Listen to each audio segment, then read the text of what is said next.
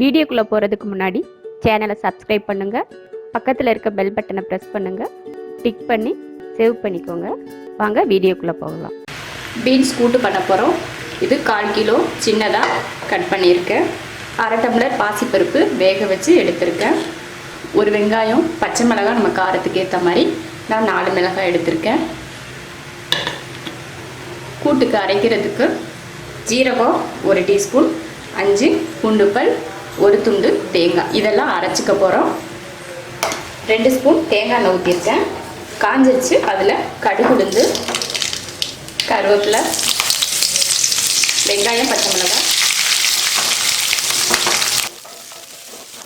வதங்கிருச்சு. நம்ம பீன்ஸு சேர்த்துடலாம். கொஞ்சம் மஞ்சள்தூள், தேவையான அளவு உப்பு, நல்லா கலந்து விட்டாச்சு. இதில் பருப்பு சேர்த்துடலாம்.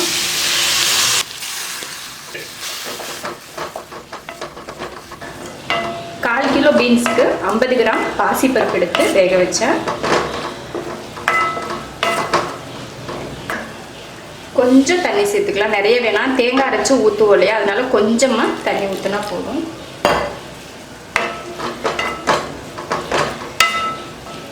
ஒரு 2 நிமிஷத்துக்கு இதை மூடி வச்சு வேக வைக்கலாம்.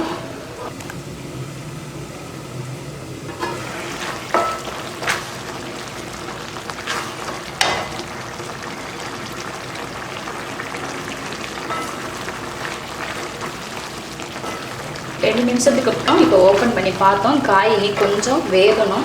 இன்னி கொஞ்சம் நேரம், இன்னும் ஒரு 2 நிமிஷத்துக்கு மூடி வச்சிடலாம்.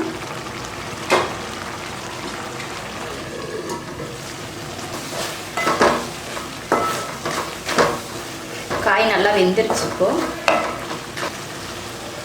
தேங்காய், ஜீரகம், வெள்ளைப்பூண்டு அரைச்சிருக்கோம். இதை ஊற்றிடலாம்.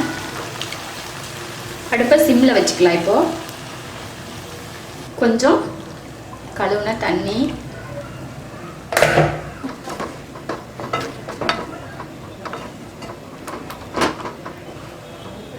அவ்வளோதான். தேங்காய் ஊற்றினதுக்கப்புறம் அதிக நேரம் வேக வைக்கக்கூடாது. அந்த தேங்காவோட பச்சை மணம் போகக்கூடாது. அதனால ஒரு கொதி வந்ததுமே ஆஃப் பண்ணிடணும். நம்ம கிண்டிகிட்டு இருக்கிறப்பவே அது கொதிக்க ஆரம்பிச்சிடும்.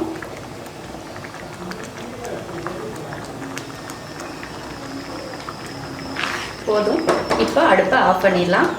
ஆஃப் பண்ணியாச்சு. பீன்ஸ் கூட்டு ரெடி ஆயிடுச்சு. காரம் வந்து பச்சை மிளகாய் போடுறது தான் காரம். காரம் வந்து நமக்கு எவ்வளோ வேணுமோ, அதிகமானா அதிகம், இல்லைன்னா கம்மி பண்ணிக்கலாம் பச்சை மிளகாவை.